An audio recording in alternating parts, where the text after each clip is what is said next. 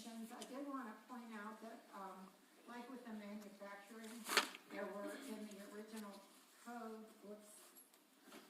There you go. in the original code, anything that you could imagine that would be classified as an office was mentioned individually. So that created situations where between one district and another, you know, an office would be in one, but that same type wouldn't be in the other. So what we've done is we defined office.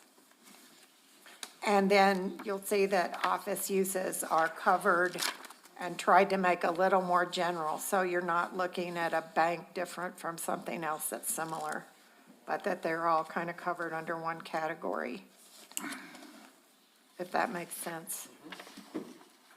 Then we have a few parking definitions that relate back, when we talk about parking lots. So we have public parking and what a off-street parking space is. We talk about several different things. Then we get to the recreational vehicles, which we had talked about earlier. There's a definition of a restaurant excluding drive-ins or convenient food places that serve food. There's a general retail category. That was another one that had like every kind of retail you could think of called out individually, and we tried to make it more general. A shopping center is defined because it's regulated a little differently, so we've got that definition there. And on the signage, sign billboard, and then you'll go into, because the one we were discussing the other day. Yeah, and then there's signage. So did we get that one figured out for her? Yes. Okay, great, good job. Talk on a bunch of different stuff. Okay. So do you have any other questions about the signs?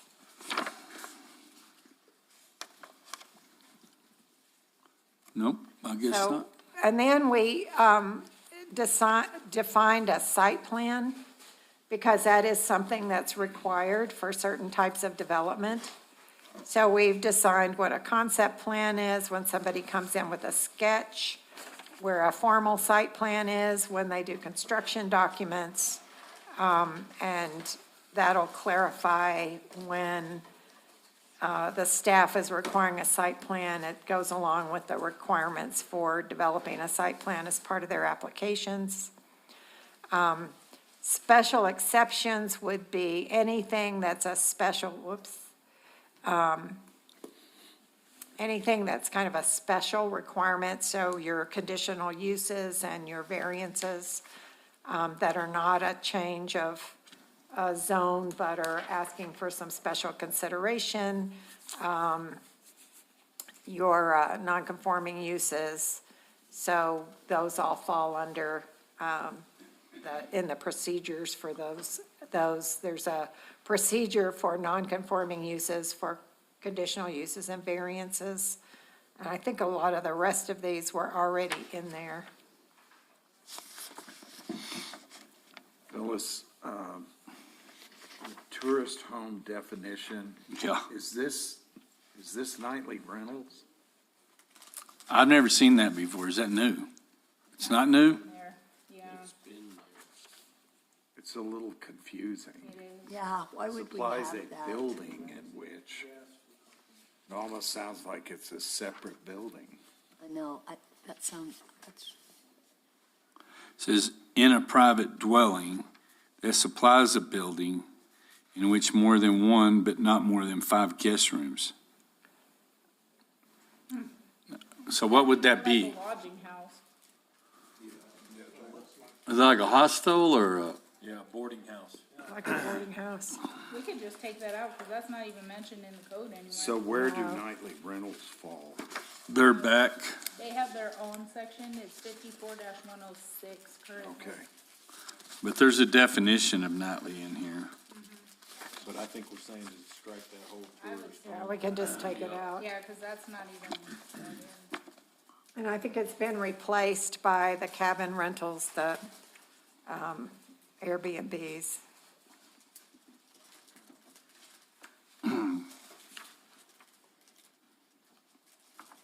there's some use definitions, and the utilities. This is another one where we tried to say there were major and minor utilities so that they could be looked at in the code as just those things instead of calling out every type of utility structure you could think of. And so we just kind of defined them here so that we didn't have to repeat that in the code elsewhere.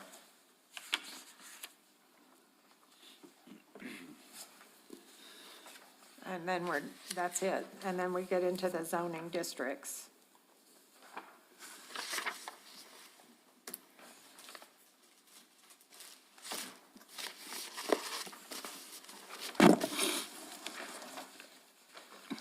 Okay, we ready to move on to zoning? Yep. Okay, Okay, so the way the zoning districts are now structured is you have just the general districts defined, which is in the existing code. And then we talk about, how the code is structured with regard to the districts. So it just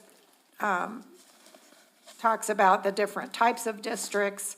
And then, as we talked about in the little presentation, was we, under each one, talked about the purpose of the district, any district-specific standards that wouldn't be true in any other district, and then reference to other applicable standards. So, and then it references the use table where we say what's allowable in what district, and the standards, which says for that particular use, anything special that you have to take into account when you're putting that use in a place. So these are organized by the types of districts.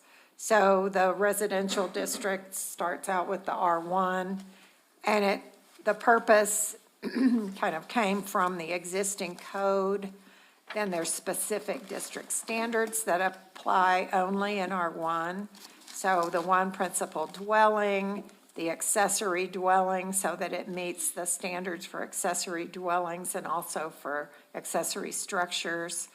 And we do have some requirements for accessory dwellings or the second unit in R1 for 2-unit things, but that comes up later. One accessory structure, and then covered carport is allowed in R1, and those are things that are only for R1. We talk about re-subdivision if somebody's trying to split a lot. Can I ask a question on the accessory dwelling? Does that mean like to go out and build a? short-term rental? Yeah, okay. Or long-term rental? Okay, so that's what that means. Well, it can be, it depends on lot size and everything else. It originally was for what they called granny flats. Money-in-law, or mother-in-law's apartment. Yes, okay, Yeah, conditional use. okay, thank you. Council, in one area that we have started to see some developments,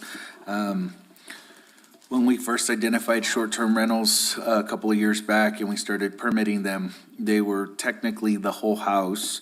And then when we moved to this ordinance that we adopted this last summer where you can have a single room where you're renting, what we figured out now that there's expirations is that there are several homes that are coming back in residential areas that are not considered duplexes, where people have put up walls, firewalls, we're not even sure if they are permanent firewalls, but they've separated parts of their homes, and now they're renting out multiple rooms. They have private entrances, and so I believe we're dealing with 3 right now. I think as more expirations come up, we're gonna be dealing with a lot more. I've personally kind of just driven out into the residential areas and looked for private entrances into certain places. And I've been able to count 25 to 30. I think people did this a while back. Tell me what you mean by private entrance. So let's say you have your home.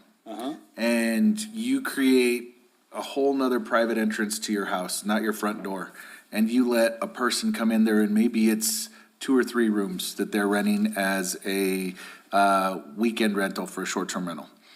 Well, the way our ordinance reads right now, you can't do that. You can only use one room, or you have to rent out the whole house. House. And so we're gonna come into where we're starting to identify these properties as they expire this year, for their short-term rental licenses and have to renew. One of them was the advocate that, actually pushed for the one-room rental. Their argument is that it shouldn't be one room. It should actually be one, I just blanked on the term she had. One section? One booking.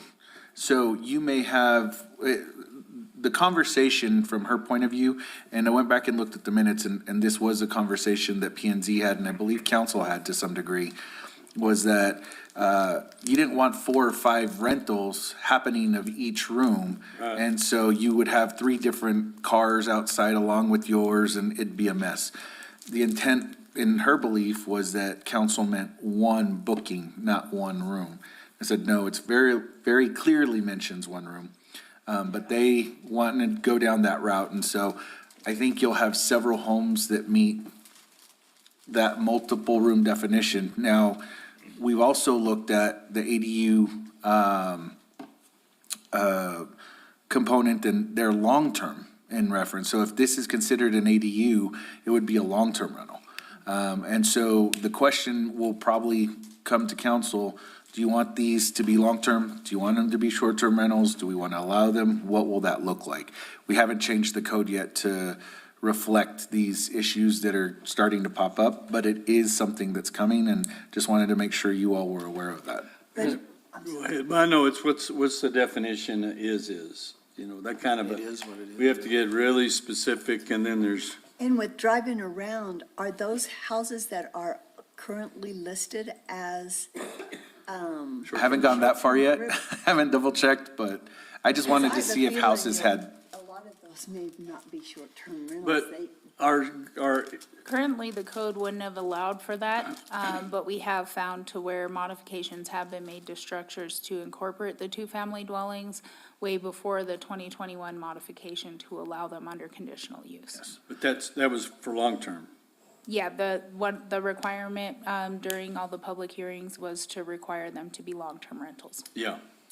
So that you could have a long-term, but then we're having this one who came in to talk about renting one room of her house.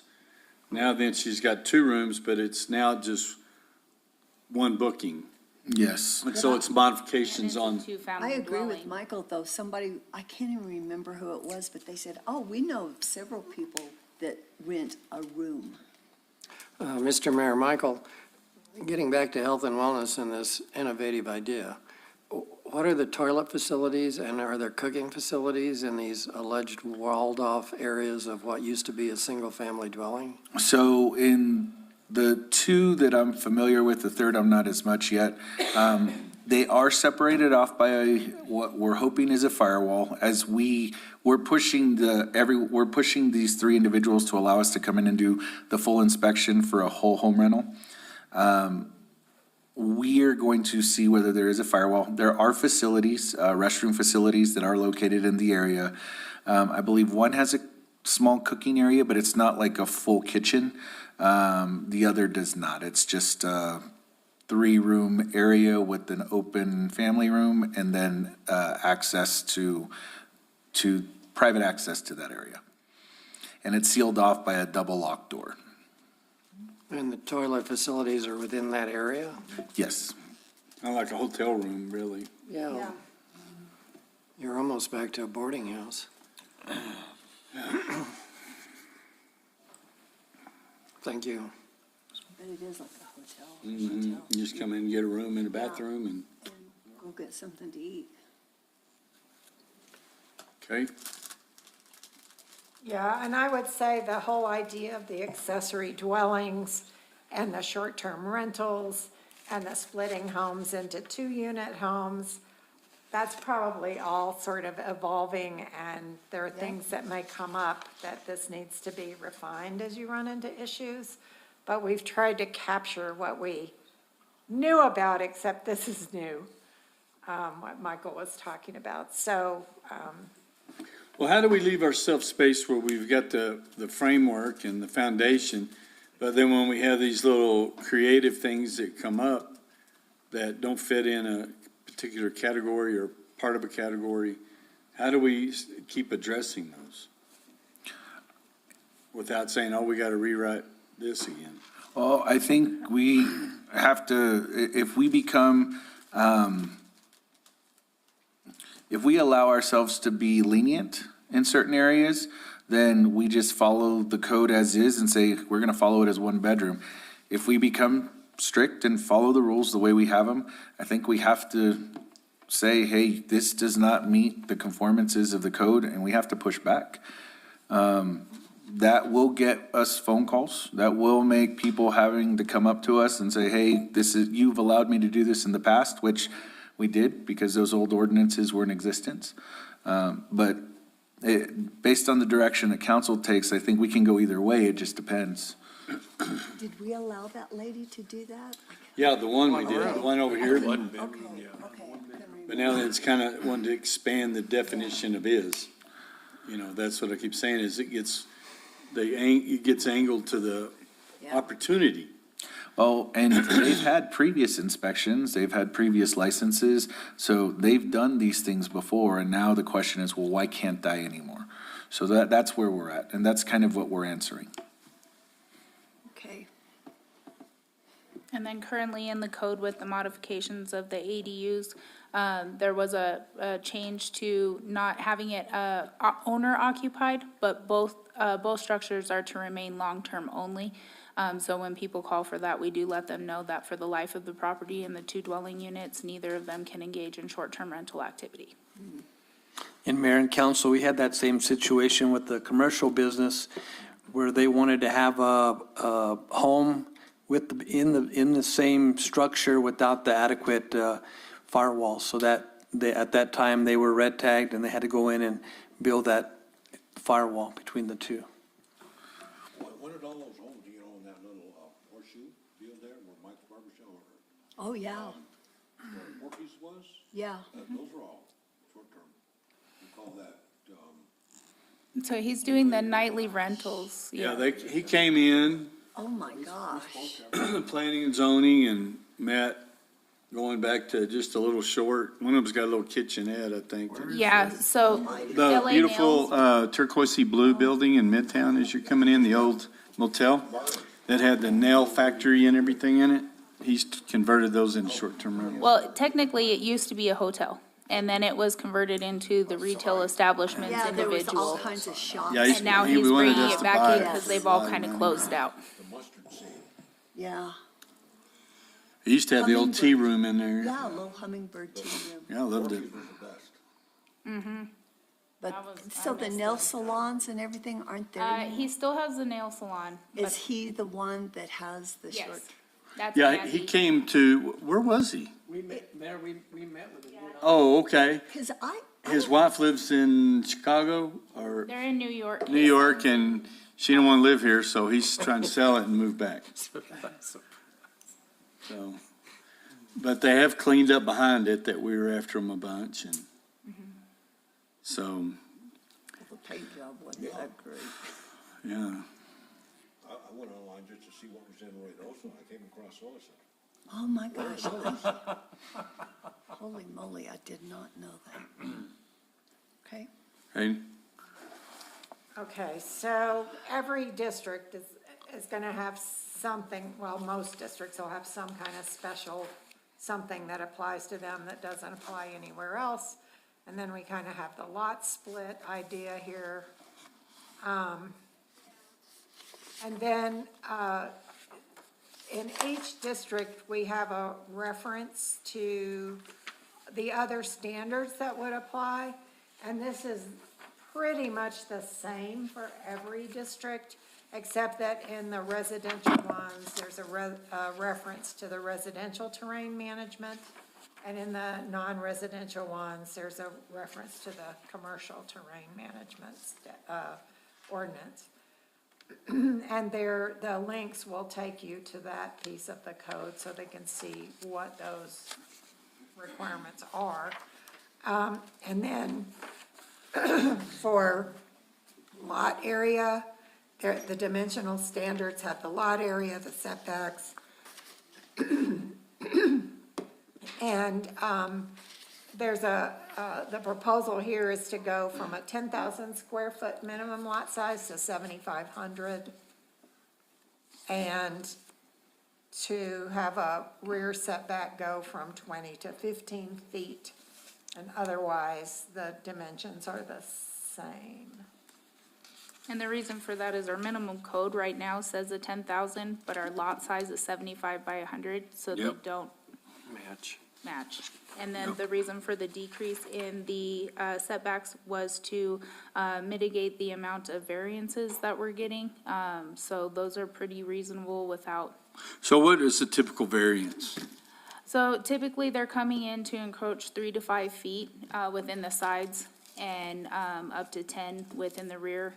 We've had a couple come in that want to do open carports into the front.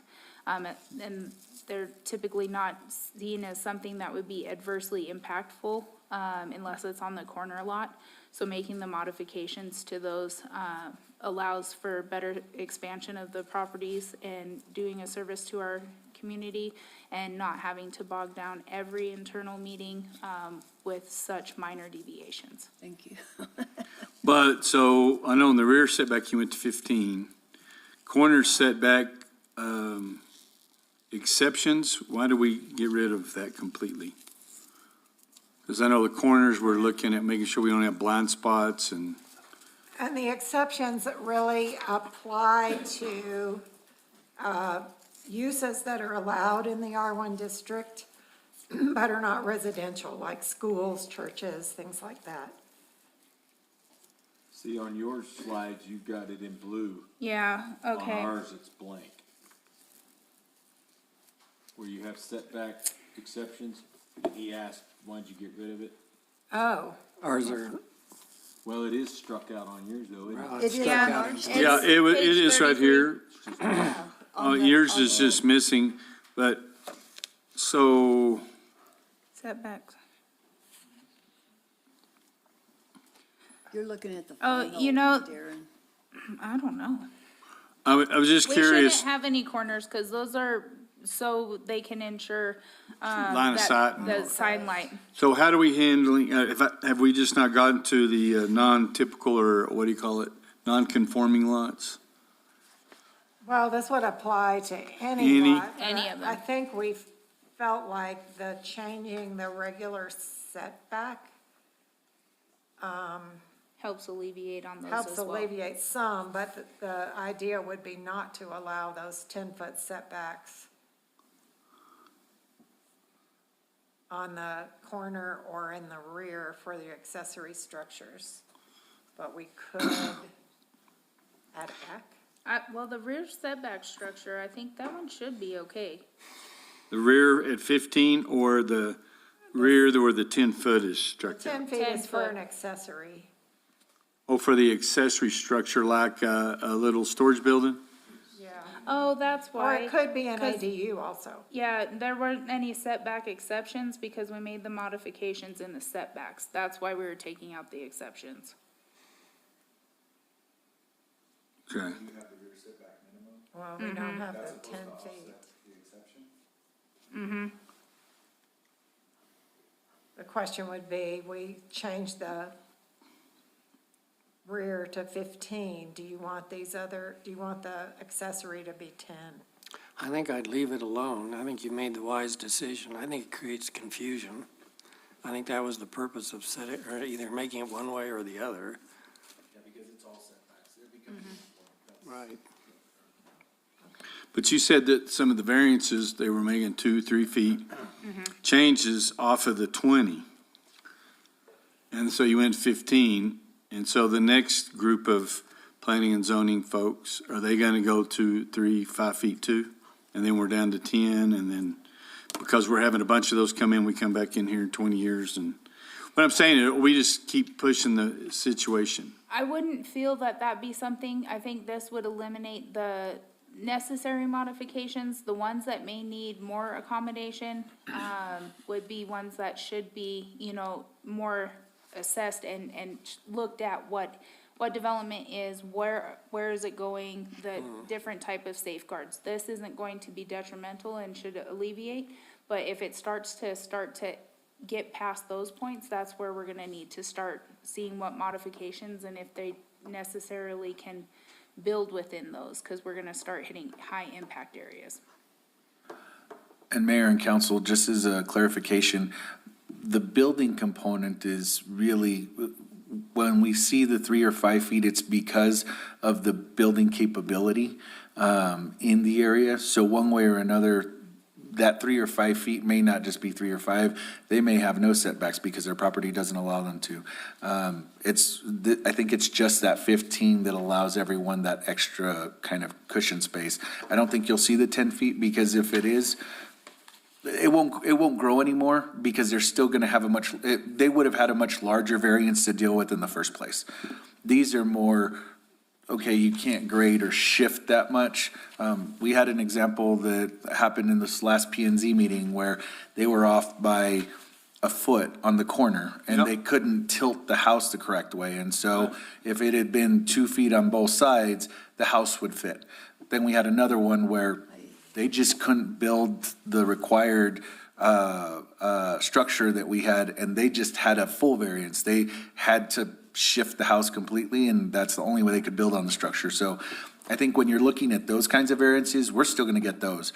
But the 2 foot, the 3 foot, the little trimmings, most of it is based on the size of property we're getting. The 20 by 40 homes or the 20 by 36 that have to be shifted, that's where we're seeing a lot of that. So it's the standard home that they're ordering that's coming into the lot. It's not just like a free build or, oh, we're taking advantage of those extra 5 or 10 feet. So the variances allow the owner to put it on the lot the way they need to put it? So a variance is granted to alleviate the hardship due to building constraints because they have the distances. So it's at the minimum usage allowed to meet the building's needs. So, we don't really do 0 foot because there are ways to do that. But if you need 1 foot, 2 foot, you just have to demonstrate the hardship. Got it. But in most cases, it's not 1 foot or 2 feet that they need, it's that there's a ravine, or there's a bog, or there's something in their property that they truly have to shift. Yeah.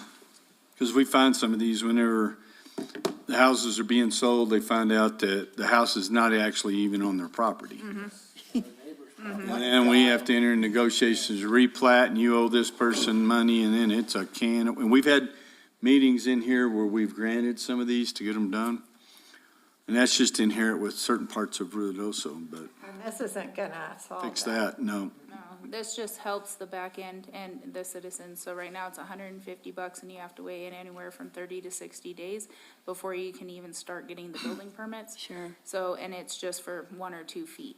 So at least for that kind of stuff where it's able to be reviewed and be more manageable.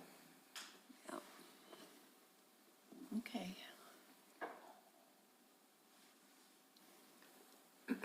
Then there's a 2-family residential district. And the thing that we took out here was there was a limit on not being able to exceed 9 dwelling units per acre. And there are lot size standards that sort of take care of that, so it seemed unnecessary to have that in here. And then the only district standard here had to do with the carports, and we looked at the same changes to the setbacks at the front and rear, and removed the exceptions on the rear and left the 50 feet for the churches and schools. And then we have a reference later on to encroachments, and that has to do with things like an air conditioning unit or something that kind of sticks out a little bit, and that link needs to be added.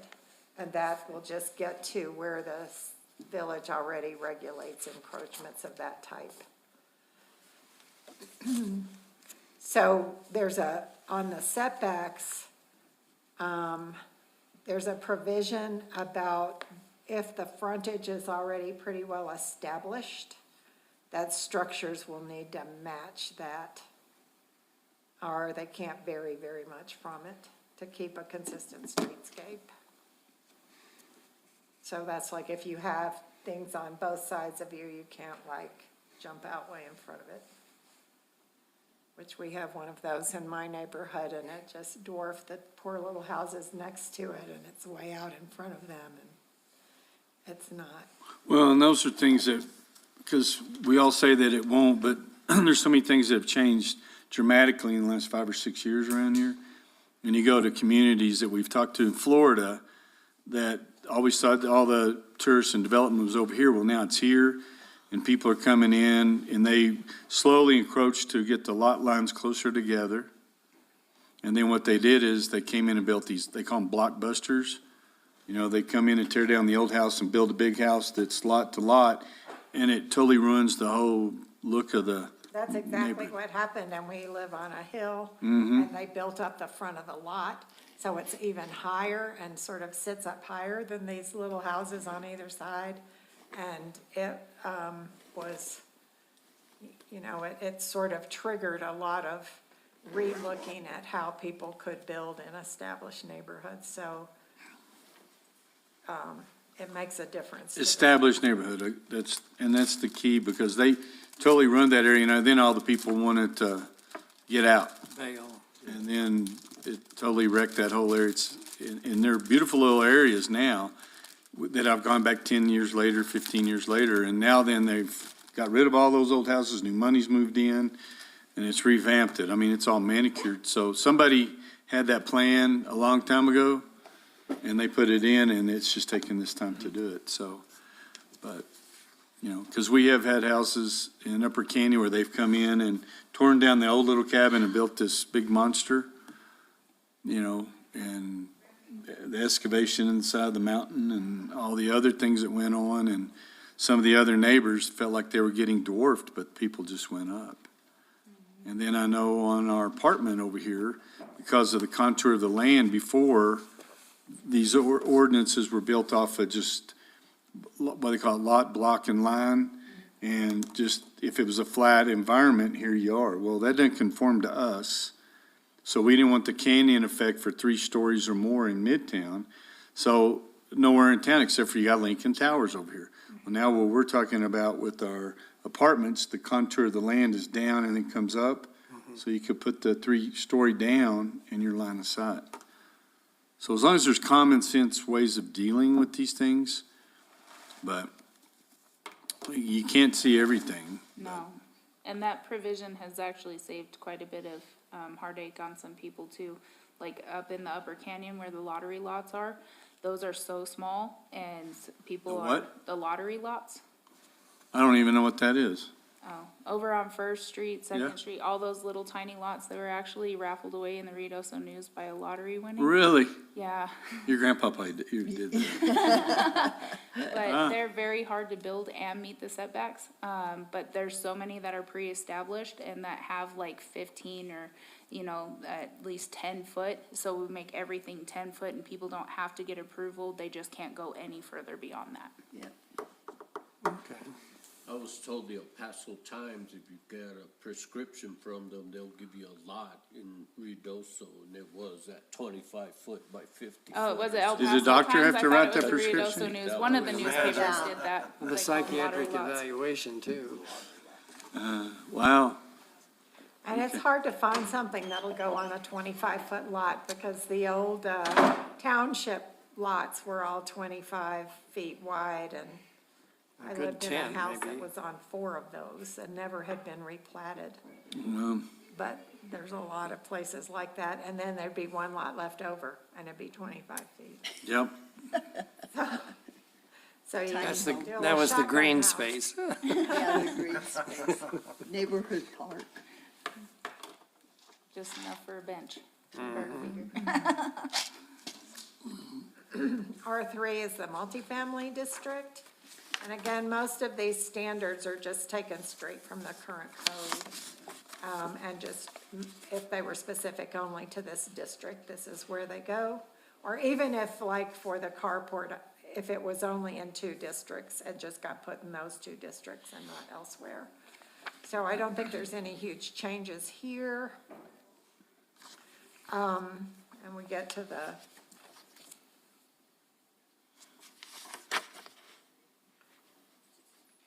then when we get to those, the uses are a little more complicated because it allows several different housing types.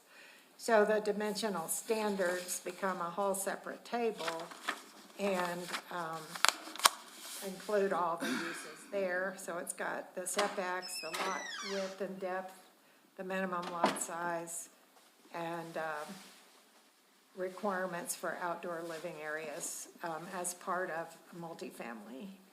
Do you have any questions about this? This is just taking the information that was in the old code and putting it in a table.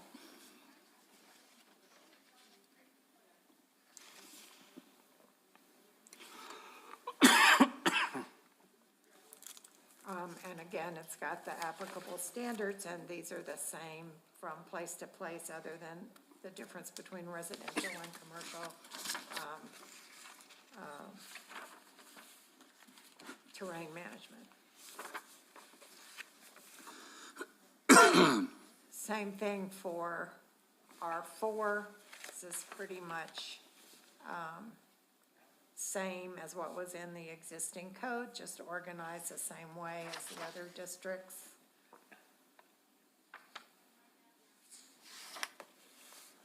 Same thing here with the dimensional standards. There's multiple uses allowed, so they are in a little more complicated table, and the other applicable standards.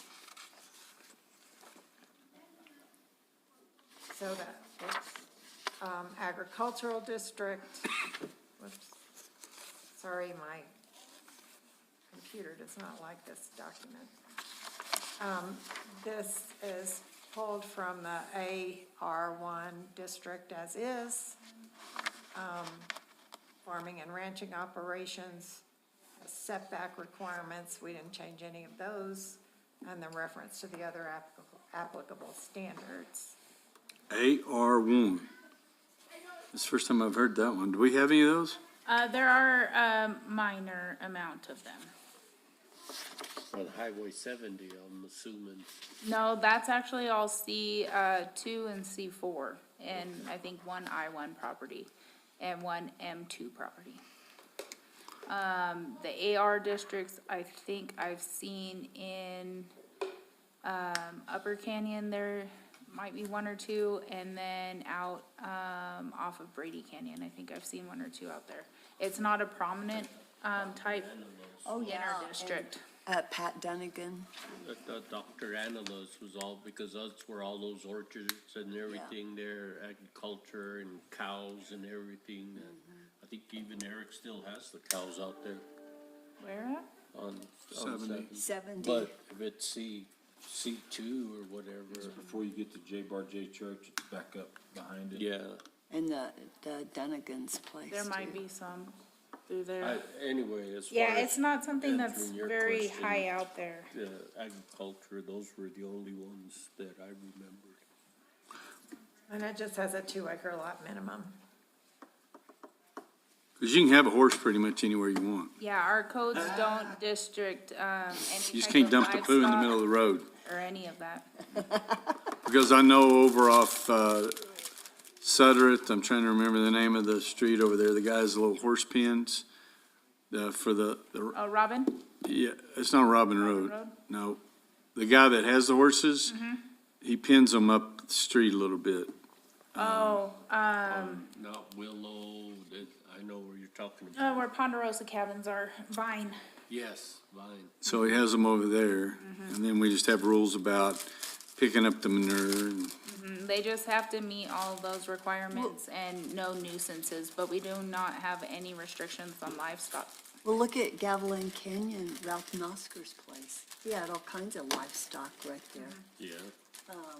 right there by the softball field. But that's the beauty of the community.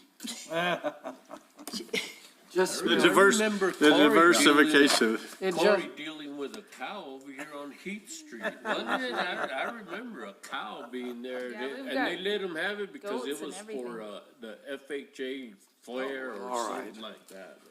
Well, I told you that's what they do across the street. They bring in their burros and their goats, and that's how he mows his yard. We were so happy to see him move in. I can imagine. At White I'm Mountain- serious. Did he give special rides? No, I went over there and I was bang bang, and it's the the bells around the Oh, burros, and they just have them staked, and they just stay in the front yard for 2 days. And then he takes them in the backyard, then he, I'd seen that with goats and sheep. I didn't know it worked with burros, but, well, okay. yeah, it's. But they yeah. eat. They My all They Jack eat. Little, And then you have that big hee-haw, hee-haw in the morning. It just makes you wonder about Green Acres all over again, doesn't it? Well, it makes you wondering about it moving into the county. Well, yeah. Acreage around you, and then you think, well, then somebody will just build a concrete batch plant next door to me, damn it. That's No. it. But no, I get it. It's a different world. I don't get that. Really? Yes, they moved in forever. We had this tranquil deal, and this young couple moved over with some kids. We were so excited to see them and everything, and more stuff, and now trailers in the front yard, and, and it's like, I think I will move, honey. But, I've been over there talking to them, but it's, the goats, it's kind of fun. I mean, funny at first. Stay away from the billies. But what do you say, when you got a front yard full of horses, or elk? That's, I don't know. So then the next is the mobile home district. Again, a lot of these standards were already in the code. We just organized them the same way as everything else. And have the standards again. So, and this will all be online, so when you say they can go through the code and then they go over and hit it, it's a hyperlink, takes you to the section. That's great. Okay. And then there's the M2 mobile home district.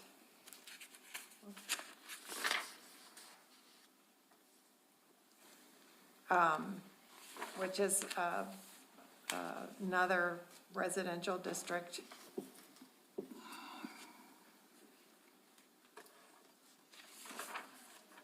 Already there. And then we get into non-residential districts. So these are organized the same way, where they've got the purpose and the specific district standards. And it looks, this is set up to number so that we didn't have to keep renumbering by hand. But the consequence is there's been more and more of that put in here. That access subsection, you can see that the numbering has gotten less stable. So the idea, I think, would be to actually hand put in this numbering once we're stopped changing all the numbering. And then it'll fix things like all the B, C, D, E is supposed to be a subset under access. So we've got how you provide access. We provide how they have to handle their circulation on site. And those are really the things that were unique to this particular district and may also be in C2. And then it's got the other applicable standards again, so people will be able to jump to the special district standard or special standards and the sections for other applicable standards here also. In every district that can do that. So our 603 has to go by this. And 603 is a address. Yes, Yeah. 603 Meacham is the C1. Oh, see, I always, so that is, we're talking C1 here and right now, right? No, we went to we were at M1 and M2, so we have to go back to C1. Got it. Well, now No, we're going forward. in C1. Now you're at C1? I thought we were just talking about M2. We were, and then we. Okay, I was You just have some reading your, comments about that? We bounced to 46. okay, you bounced to 40, back to 46. Finished before this gets adopted. Okay, I was still looking at M2, go ahead. So we're at C1, neighborhood, and then what she's talking about is C2. No, I was, page 46 is where I was, and I was just wondering if we have, if all of our housing that we've done has to be with this. Michael, Yes, so this is C1, that's what 603 falls under right now. Okay. That's where we would. Did our mobile home park fit in this one as well? that was That's M2, wasn't it, huh? C2. C2? And that had to do with density, Yeah. cram them in.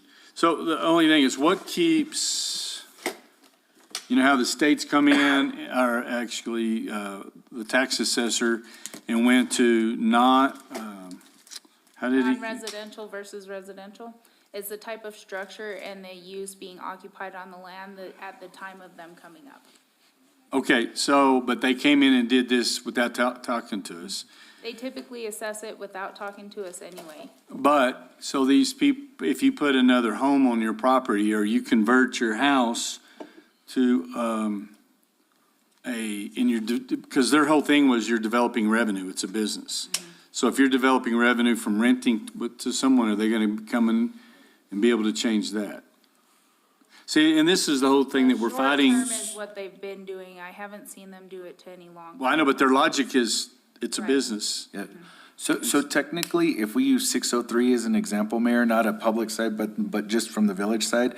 So where 603 is at, that whole area is technically C1. So the houses around it, they could technically change to a business form, but it's still zoned the commercial one. Yeah, but I was talking specifically with what Walter Hill did with the short-term rentals. He came in and changed the tax rate on it and called it Non-commercial, or non-residential. non-residential. So on this other stuff that we've done with the addition of making a room or two rooms, would they reclassify the whole building, or would he come in there and do square footage?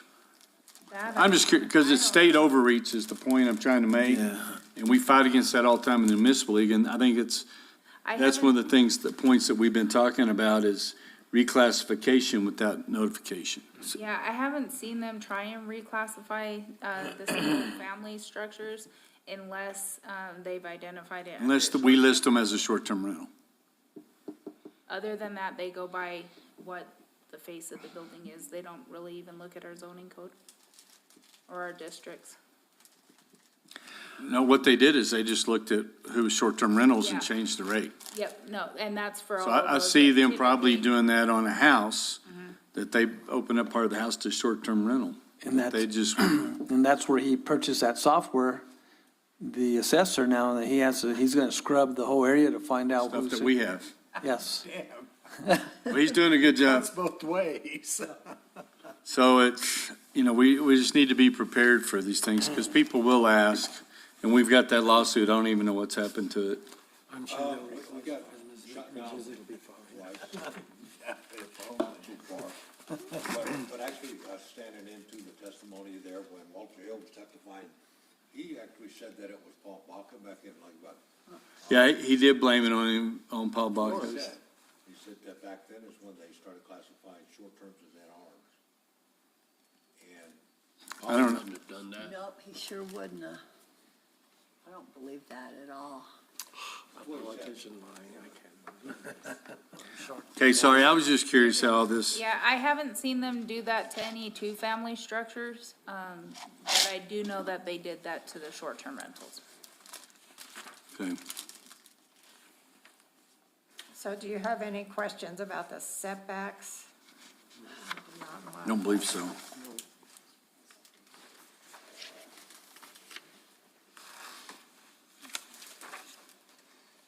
There really wasn't much modifications to the way these are laid out than what we're currently working with. Except for, we did put in a minimum footage requirement on the C3 district. That one did not exist previously. But the standard lot size is 25 feet in Midtown. So that'll also, being established in this rewrite, will help the readdressing efforts as we move forward on that too. So in the C2 district, under specific district standards, this is where we put some of the special merchandise displays where people will do sidewalk sales and things like that. Because it didn't apply in that many districts, so we only put it in the districts where it applied. And that is already in the code. And then the only thing we did in C2 is That lot width was already there. You've got it 100-foot lot highlighted. width. C3 was the one we added. The 100 foot's already there in C2. Okay.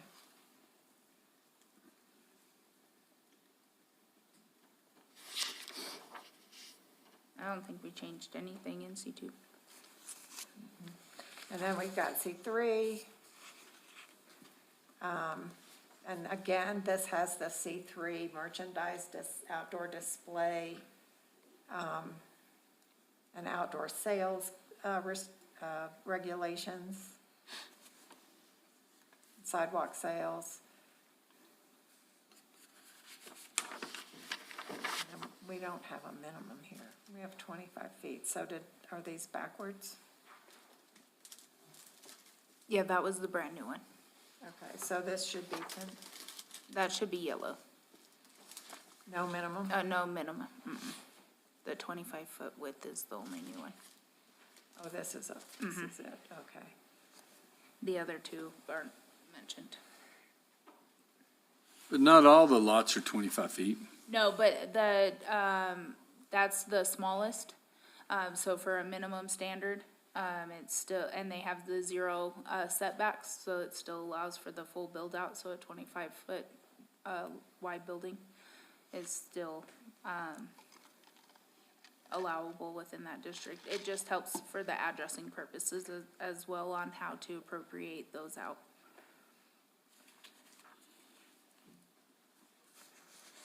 And then we didn't touch anything else in there. And as we've been working on this, there have been individual changes to the code that had happened as part of ordinance revisions over the last couple of years. So the ADUs, allowing residential in the C1 and C2, those things had already happened.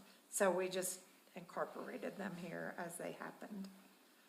I wonder, since we've been talking about the food vendors, this and the other thing, we should look at this, special sales that for the merchants there in Midtown. You all recall when Michelle's got shut down, when she had that special event, Yeah. I was there, yeah. It was not on the sidewalk. It was on her property. It was Yeah, on her and so it property. did not impede traffic, this and that, she got shut down. Nancy Mitchell, of course, has complained when she's got, Outside vendors that she wants to rent. jewelers are actually making the jewelry that she sells inside her store, that she had to get a special event, just to have them sitting outside. So we're talking about Midtown.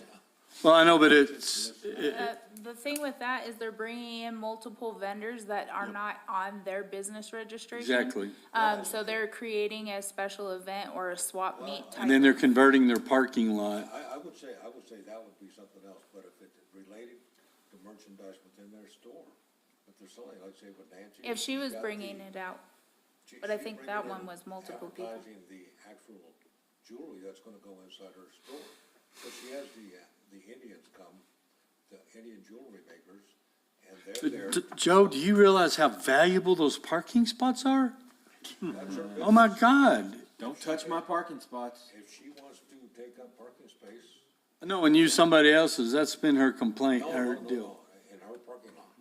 I know, but that's the point. She didn't want anybody else using on-street parking in her parking lot, but see, it's just, either you have it one way or the other on these things. You're gonna have people that are gonna abuse, you have people that, Yeah, for sure.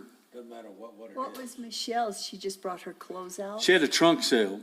and she hired us as the catering, Tracy and I, in our company. So we were catering it, and Sean Fort showed up in a wife beater T-shirt. It looked like he'd been fishing all day long, and his breath smelled like it. Because the neighbors had called on her, and she had a tent where people could come in underneath and go in her store, and she was giving away champagne, which there's nothing wrong with it. But she had a tent set up because it started raining that morning. And I just happened to be driving downtown. I had my suit on. It was on Saturday. And I was there, and Sean Fort was telling them they needed to get all the food out of here. They were illegal. It's like, I got a catering license. I can cater anywhere in this county I want to, and I'm catering here. I have a contract, Sean.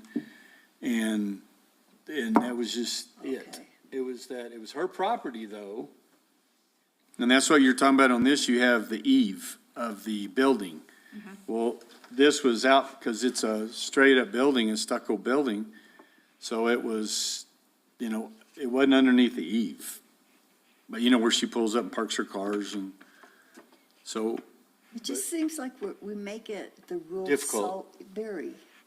But I think there's people that walk the earth looking to Loopholers. undo your rules, and that's where it's like, okay, wait a minute.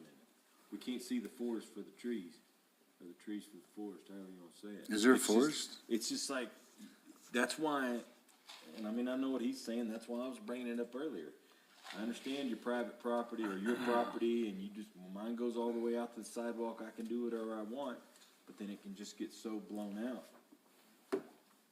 And the difference between the C3 overhang versus the C2 is C2 typically has a front lot. C3 is built right to there.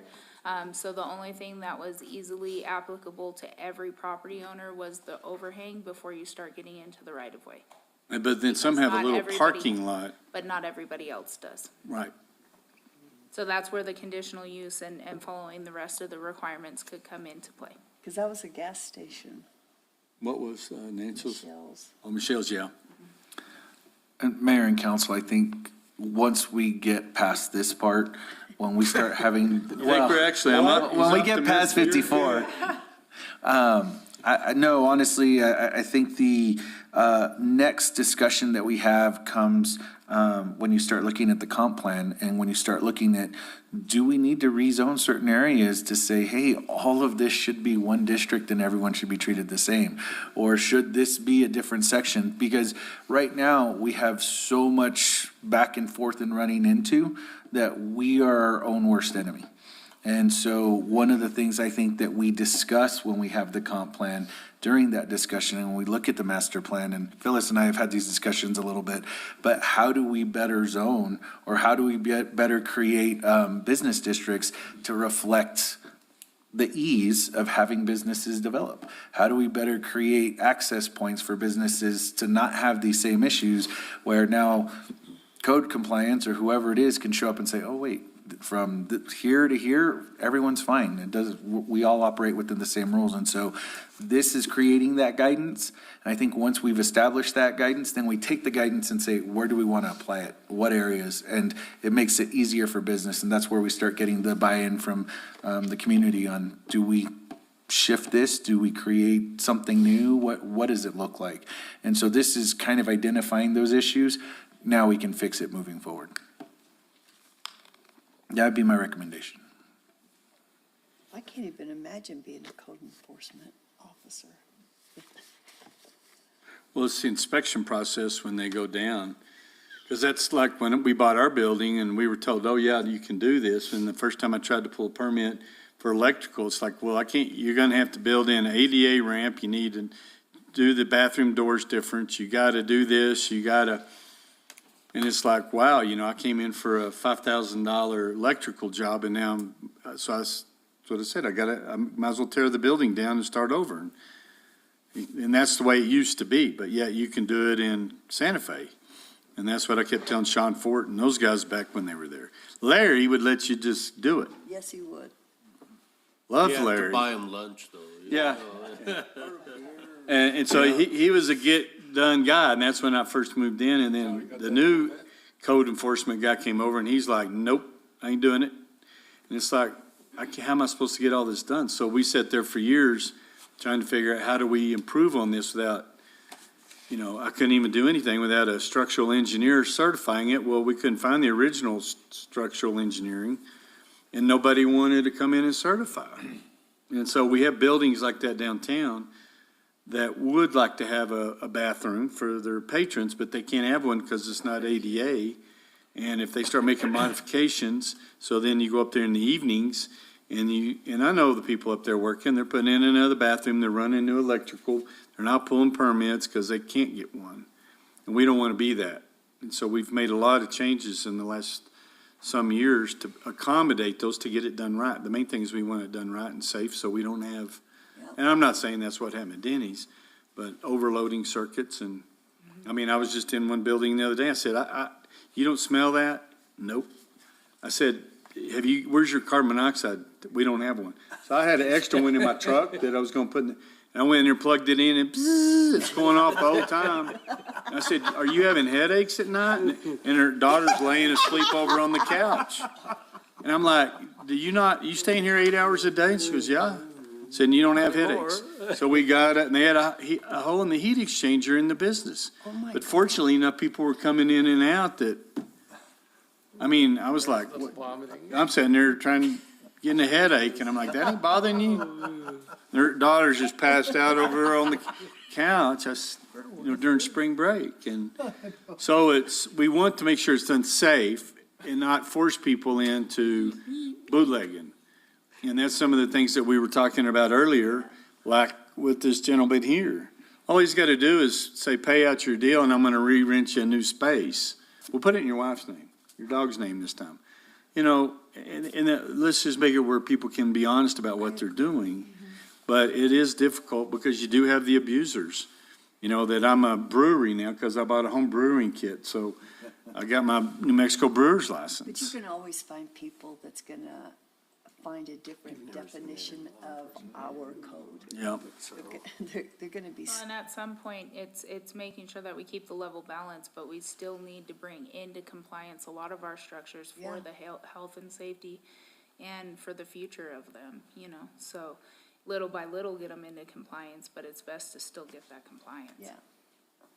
Yeah. Well, you got a tough job, is all I can tell you. Yeah, you do. Because I always say, I don't know, let me make a phone call. Because I get into trouble all the time. Well, that sounds feasible to me. Oh, The way the code is Sounds written, good to there's. I'm sorry I agreed with you, but yeah, you can't do that. Somebody else says no. This should really help and be able to streamline it and make it make more sense though, because we do have so much. Well, now, when somebody comes in with a business plan, okay, and this is what I always tell them, because you still haven't seen the one off of Rio yet, have you? Where they demoed the house? No, haven't seen nothing about it. Nobody's called. Oh, my God. Well, he's calling because they got all these plans. And I said, go down there, get you graph paper, draw it out. Doesn't have to be to scale. It kind of needs to be to scale, but show y'all what the intentions are so they can work within the code before you go and buy and build something. And they never do. The only thing. And I've talked to this guy a dozen times. He's putting in an antique mirror right now at the club. So I need to call him back. But it's things like that that happen that we try to stay away from. Yeah, because we want to make sure how he's going to be developing is right in the code, or else he's going to be very angry. Oh, it won't be too far. Yeah. We have demolition. There is a demolition permit. for Yeah, the he property. got a demo permit. There's been no development, and So Griffin. depending on the type of development, it may. Which one? White Man Glass, Oh, Greg. on Rio? He bought that house, tore it down, and then they want to buy another one. He wants to put in long-term rentals. And he can over there. Upon a conditional use approval for 4 or more. Yes, and so that's what I'm telling you. He's got to get over there to do that. Excuse me, my contractor on my antique mirror probably. Yes, sir? What time's he supposed to go do the interview? Oh, I don't know. You can go ahead and jump Yeah, 22 go ahead. pages right now. If everybody would just please roll until I say stop. Roll and go, roll and Okay, go. so what we did with the C4 district is just clarify access for those. That's highlighted in yellow. On page 52. Page That's on page 52? 52. Yep, 52 is C4. And then the next one is the I-1 Industrial District. What's a heavy commercial? Like, Oh, So it see would if- be like US Steel, something like that. I it mean, wouldn't be the manufacturing. industrial, but it would be like, John Deere equipment Okay. sales or something like that, Okay. or a lumber yard. okay, And right now, like, tire stores and stuff like that are what's supposed to be in a C4, but they're in our C2. what'd you say, fire? The tire stores Oh, and like tire. repair shops, Yes, okay. Oh, how'd they get in there? huh? How did they get in there? They were there prior to the district overlays. Grandfathered. And then, yeah, You mean the one on Meacham? that was a conditional use. So Oh, the ones that were there, and that's kind of what established the conditional use process for those instead of kicking them back out to the C4. But conditional use, okay, so what is A conditional? conditional use is a use that's been found to be adequately appropriate in the area, but may need safeguards in place to protect the surrounding areas. Okay, So the industrial zone, we didn't really change, other than the formatting of it. And then we get into special districts. So these were also, I mean, a lot of these, they were pretty well defined already in the code. Maybe there was some duplication or conflicts, and we've tried to eliminate those. But the planned unit development district is something that was already in the code, and we just tried to organize it to eliminate any duplication within the description. But we didn't really change anything. And it has a lot of requirements for what a planned unit development needs to look like. So that's in here, it has its own little process. And On the PUD? the PUD, we just tried to organize it the same as the rest, but it has its own kind of definition. And so, because all of the dimensions are set in the planning done for the PUD, we don't have that table here, but we will have all the other applicable standards here. Okay, so Michael, when we're talking about the economic, we talked about, like in an industrial park, or we don't really have a space for that, but is that gonna be covered in here too, so that if we do attract, an employer?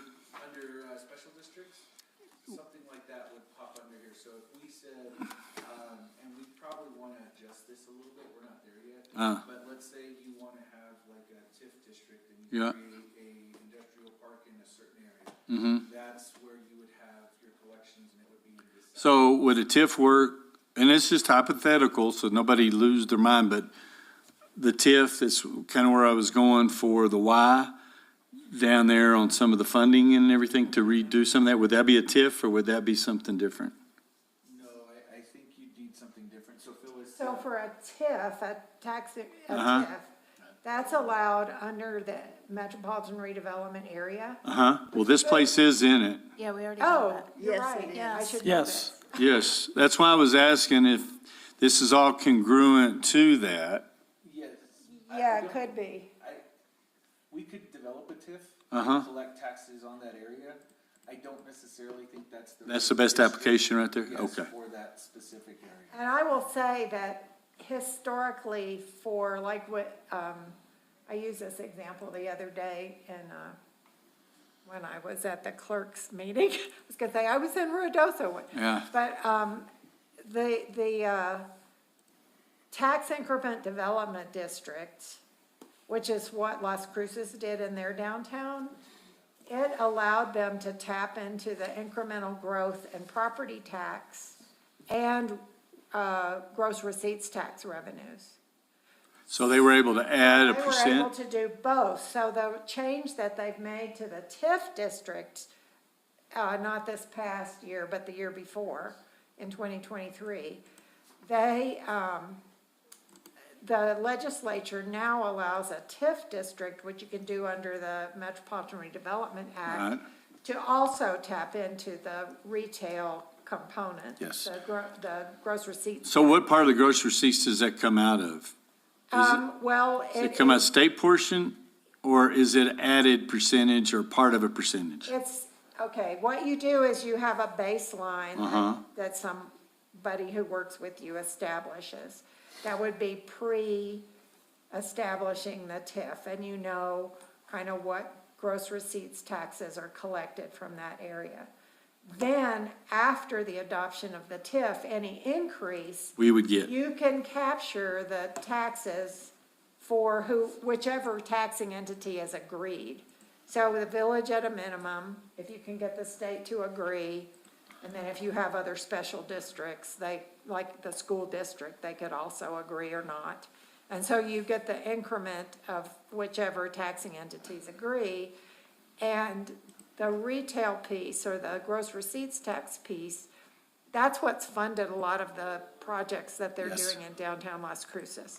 Because our property taxes in New Mexico are pretty low. Yeah. And it's just not, I mean, the increase. It doesn't isn't sustain anything. enough. So in this area, Mayor, the other piece that I would almost stack on what Phyllis is discussing is through the Main Street program, there's a couple of other changes that have been made related to the historical and so other areas.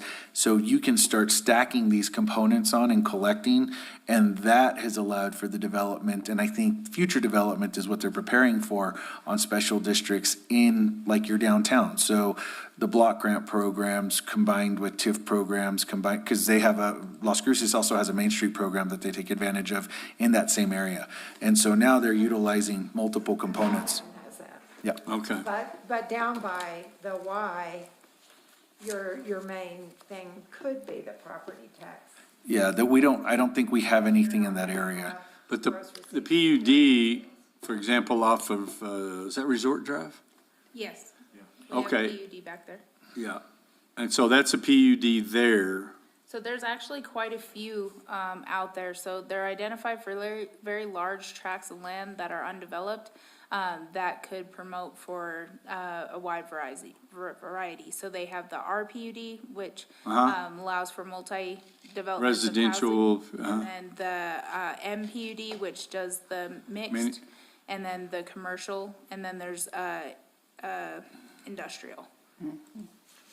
And the PUD is really when you're looking at a mix or a configuration that doesn't fit very well with the other districts. And it And helps it gives you promote some infill as well. flexibility. Yeah. So stuff that could borderline both, you could designate as. Okay, a but PUD. everything we've got in here addresses the issues that we went before, that we made changes to do that. She knows what I'm talking about, because that was pretty tricky back then, figuring out the PUD portions in the RPUD. What does TIF stand for? TIF is Increment tax, Finance District. yeah. I'm sorry, Tax, tax. Who wants- Finance district. yes. So it's the growth in taxes, so. So they take what we've collected historically, GRT from those businesses, and then you do the improvements or whatever, then we would be able, if there should be an increase. And I think the opportunity when we eventually do that high T, that is going to be primo, and instead of all growing this way, we fill that in over there, and those will be beautiful. People that own those I think are gonna bank on them. But then any financing that we do to it, because you got traffic issues, you got getting across the highway issues. How do we integrate all of those things in? And if we know this with a mind on these discussions, we incorporate all of those at the same time. That's what I like to And see. you do get the increase in property tax too. It's just that tends not to generate a lot. But the gross receipts tax, if you go from no business to business, Yes. Yeah, that's where and the money is spent in that same Yeah. area to do the improvements that you need, like the transportation improvements, or if you need water and sewer or anything like that. If Yes. you're beautifying something, putting in a public amenity of some sort. Yeah, and the reason I bring all this up, because we've been reaching out and have been reached to by people wanting to move businesses here, their headquarters and things of that nature. And so making sure that we have everything that we can work with them on, that we're not dragging them through the ditches too hard. But that they can actually fix. Didn't we years ago, we have economic development district out at the airport? Is that still in? I'm not aware of one. We had a Mayor Crawford, Councilor Corey, there was a dedicated gross receipts tax that was going to the airport. At one time, And they were building the airport. But I thought we had part of that designated as like a free enterprise zone. it doesn't ring a bell with me. We've looked out there. The only thing I show is industrial. Yeah, it's zoned industrial. I think, as part of a recommendation when we move forward with with the comprehensive plan after this is done, I think identifying properties where there's possible future development and looking at special districts assists with those things. Just as an aside, I know you all have, discussions coming up on rate studies. A lot of these things and placing some of those increases on our visitors versus our residents definitely comes into play. And as Phyllis mentioned, we can now start taking some of those new revenues or that incremental taxes and offsetting those costs that you would see in rates. So when you start looking at discussions, whether they're related to parking garages, whether they're related to any of those things, because there's nothing there now, and in establishing one of those special districts, now suddenly, as that growth happens, you see a significant incremental increase on certain areas, which is why you'd like to lay the district down before anything happens, and then you collect off of a baseline of 0. Now you have a very steady baseline of a significant amount of revenue, so anything on top of that is going to be small for the initial amount until you see either new development or different types of businesses coming in that generate a higher revenue. And so those are the things that you have to just be cautious with as you look at special districts. Okay.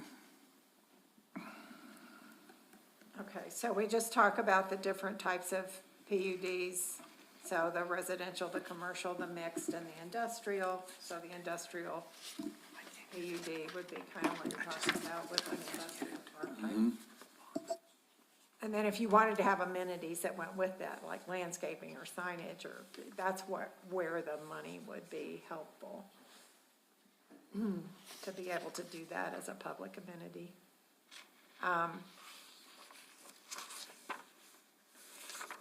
Okay. And then there's different things about how the PUDs happen, and that didn't change. And then we get into overlay zones, so that's the short-term rental overlay zone is the So- one that's in here. Question, Ron, Michael. This nightly rental review that P and Z's doing, is this addressing all of the components of the overlay district? Or is it targeted on specific issues? Mayor and Councilmember Cord, just to be clear, are you asking about the subcommittee, the P and Z? So there's going to be discussions on multiple items. I'm not sure whether they're going to go the full scope of the current ordinance under 54-106. I do know they have concerns about items related to Parking, are we being noise. charged correctly? Is there noise issues?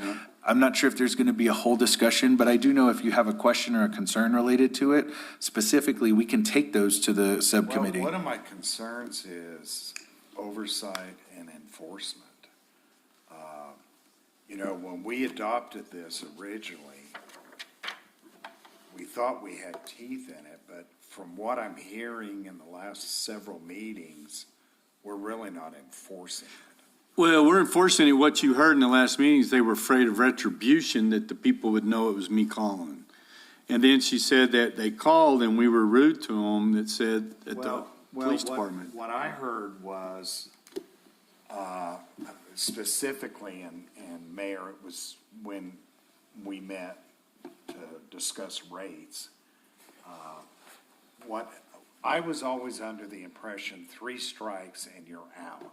But then what I later heard was, well, no, because it's the tenant that's breaking the law, not the property owner. So that, when we adopted this ordinance to begin with, we put a lot of faith in that, because that was how we were gonna put these renegades out of business. And now I'm hearing, and did I hear wrong, or? No, Mayor, Councilor Corey, that is actually correct. That is an issue specifically that the subcommittee would like to address. You are accurate in the statement where it was 3 strikes and you're out. However, those 3 strikes are never calculated because we do not find the individual or, Okay, or- so that's my point, is we think we've got some teeth in the ordinance, but we don't. and the subcommittee, this exactly is one of the items that they would like to discuss. Okay, because I know the other thing is, as I've said ad nauseum, I've got nightly rentals all around me. None of them have a sign saying who the property manager is. This past weekend, while Darren was out camping, and now I understand why he goes camping, they had 8 cars in the house next to me. And so, and I apologize to interrupt. No. One of the things that we are doing as a staff, so there is a document inside of the facility that is listed with all of that information. However, from someone on the outside that would like to make a call, you don't have access to that. Now, what we are looking at is the software that we are looking to acquire. If you chose to jump on and look at a map, on that map, you would actually be able to identify that information for the entire ownership. You could say, this is the person to call, this is the item that you need to deal with. You can quickly report it to file a complaint against that property. So the software would handle a lot of the concerns that we're bringing up, but it would directly give you access to who, if you were a resident, you could call and say, hey, you guys are too loud today. And so I think that That's speaks to getting your back point. what the mayor said Yeah, and that's about what retribution. people are afraid Yes. to call, because obviously, even though I'm not the one calling, they assumed it was me, is what she said. And that, we've got to figure out how to get over that, make it the responsibility of the owner of the property and whoever's in charge of it. But if you call the police, then the police could take care of Yeah, that. well, and Yeah, but they also have to then tell they, who called it in. well, I don't think our police tell who calls it. No. No, they don't tell who called in, it's just they assume it was you, because it's like this weekend, the 5-bedroom, 2-story house next to me, they had a hot tub party from, and it don't bother me, I just went over there, walked over the back, walked up on the porch, they didn't even notice me, I was just another person. And I told them, I live there, and y'all are making way too much noise, so, and then they were very polite. But in the past, they haven't been. But the problem goes back to the scenarios that we can keep building all day long. The one of which where you say, call the police. Police officers, they're all great. They're really excited to go and tell these people to be quiet. So they go tell them to be quiet and they drive off. They don't get any information. They Nope. don't do anything. And then let's say it's a shift change and now they've come back after it's a new shift. And this guy's like, hey, I know we were here earlier, but y'all really need to keep it down.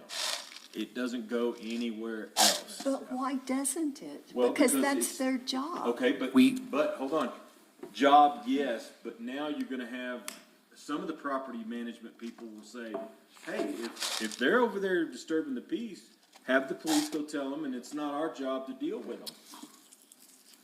So that, now you go down another road, and we did all this back when I was in that position. and it's- I thought we had it where, I don't know who's running the nightly rental next door to me, so I called the police, and the police have a list supposedly of who all the short-term rental They do properties. have a link online that So they can look up. Katie could just go to it, and, or whoever, if they know, go to it and say, that's managed by, pick one, Noisy Water, whoever, and you call who's ever on duty, and they're the ones that should be Should snapped have to a it. number there for the owner of the property and be able to Who's file a complaint. renting You it? have 1,400 Yeah, nightly rentals, so that's putting our 911 no, not really. it's really not that many. Okay. I mean, even though all of us can tell a story, if you've got anyone near you, Yeah. at one point, you're gonna have where they have the wild party, they're on the back porch, they don't realize that sound travels through the forest. And that's the truth. Cause or I've got down one the that's not hill. even in my neighborhood, but because my I know. bedroom window faces it, I can hear them talking just like they were talking. I always, the one by us, I know. That's how you're getting every person. educated. Yeah. But anyway, it's gonna take a total package to try to get into this and really regulated. Well. And Mayor and that's- Council, oops. That's what I'm asking. Are we gonna have a comprehensive review of this part of the ordinance? I would say, Mayor- go ahead, Mike. Mayor and Councilmember Corey, what I can say is that I think we've identified the issues, and I'm not gonna say we're gonna review the entire ordinance, because I don't think all of the issues are related to the entire ordinance. What I can say is that the noise pieces, the police reporting, even internal staff documentation on how we get our 3 strikes and the teeth. I think we've identified the 7 or 8 issues that are significant to this ordinance. And I think what I can honestly say is that the subcommittee wants to make a strong recommendation to P and Z to make changes to the code that would reflect a good comprehensive package, so to speak, that would make adequate changes that would address several of these issues from finance component all the way down to enforcement component and everything in between. And another issue which Counselor Eby's brought up is revisiting the fees. Yes. That's also included in this discussion, yes, sir. Phyllis, a specific question on page 65. The quiet hours were struck out. What drove that? So with that, the planning commission did not want the 11 to 8. They felt an unreasonable noise can happen at any time and should have the right to call and report that noise violation and not be confined to the hours of 11 PM and 8 AM. I like that. What, there is going to be a discussion on mayor and council is possible decibel amount, so that there's an actual number that says, hey, if you exceed this level, then you have violated that policy. The issue becomes, how do we measure that? And so suddenly it's requiring. Let me get my decibel. Well, and so there are short-term rentals currently, we can list possibly 4 or 5 that already have decibel counters in their homes. Yep. So they are personally calling their residents or their renters and saying, you need to quiet down, my phone just went off. Yep. And so they say, you can have the volume at 13 on the radio, no higher. You can have the TV at 32, no higher. And so those are starting to become requirements within the short-term rentals for those individuals. It may get to the point, and I'm not saying this will happen, but you may see a recommendation that says you require 2 decibel recorders, one inside, one outside, and the decibel requirement is X. And that's what it is. And so depending on the equipment you have in your house, you figure it out. When you rent it, you say you can't go above these items, and that's how you control the noise complaints. Now, if someone decides to call in and they double check, we're also focusing on a management piece. We do know that the management piece is an issue, as several of you have already brought up. You can call the management company and they'll say, hey, go take care of it. It's the responsibility of the management company to also have a part in it. And so we're looking at how we handle that from the ordinance perspective and from the staff perspective as well. Or like Jennifer said, though, Jennifer said that, she called the management company and he said, go take a hike. Well, and I've called the management companies before. Well, I get their reservation center. They can't do anything. They're going to possibly be required to have someone on call now. I think they should. One last question on this.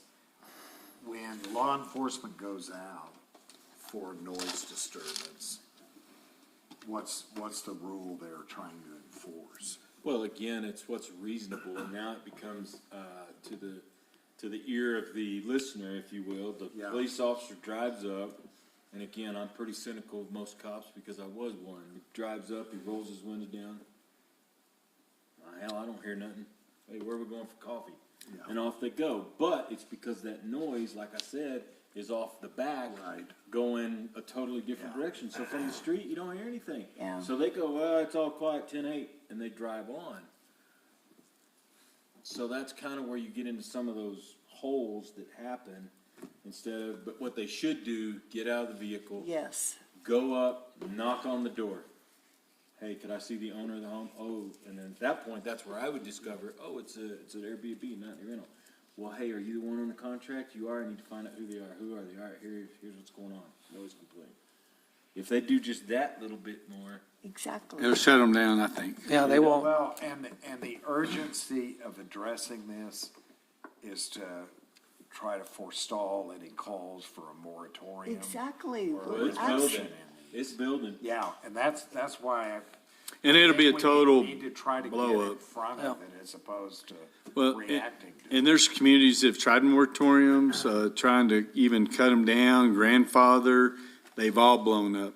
Oh, yeah, And it turns into a big fight on both sides and. yeah. Well, and I'd read about Palm Springs.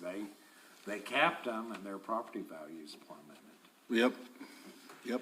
And that's another side that, before the real estate people weren't for them, then they were for them, and now they live by them, because that's how they sell the house. Now they're selling them. And so I get that, but it's just like Easter weekend, I get a call from, and I went over and the husband and wife, they're older, they were beside themselves, and it was these little screeching kids. And we went out and looked in the backyard next door, and they'd had Easter egg hunt.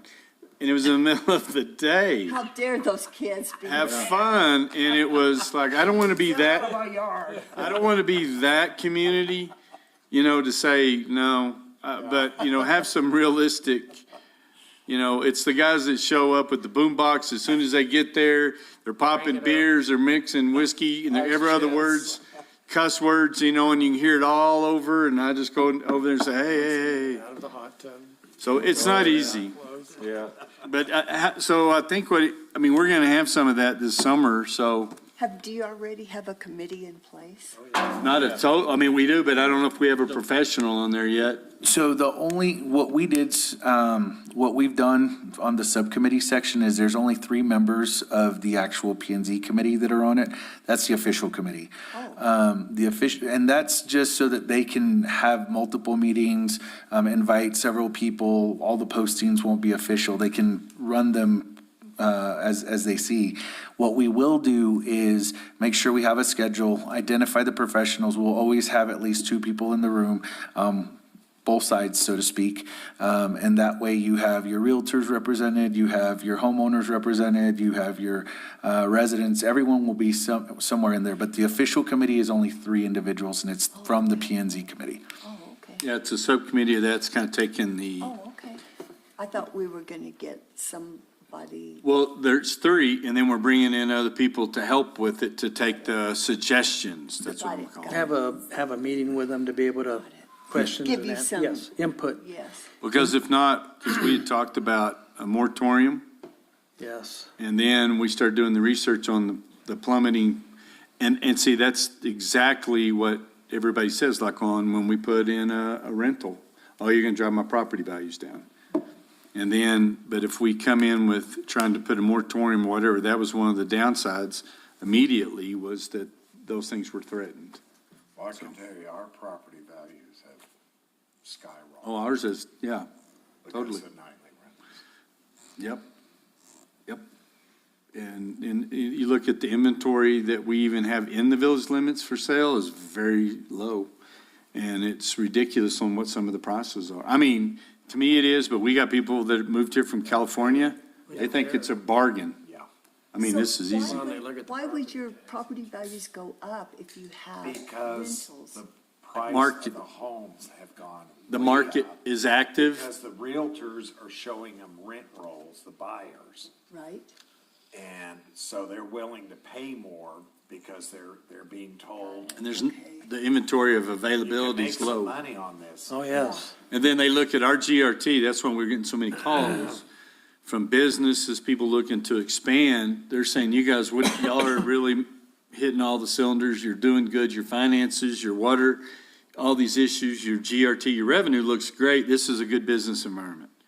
And then they want to see what the city council planning and zoning does, because when I got here, it was real restrictive. Trying to get anything to do, it was no, the answer's no. What was the question? No. That kind of deal, and so we've changed to be more pliable to get to yes.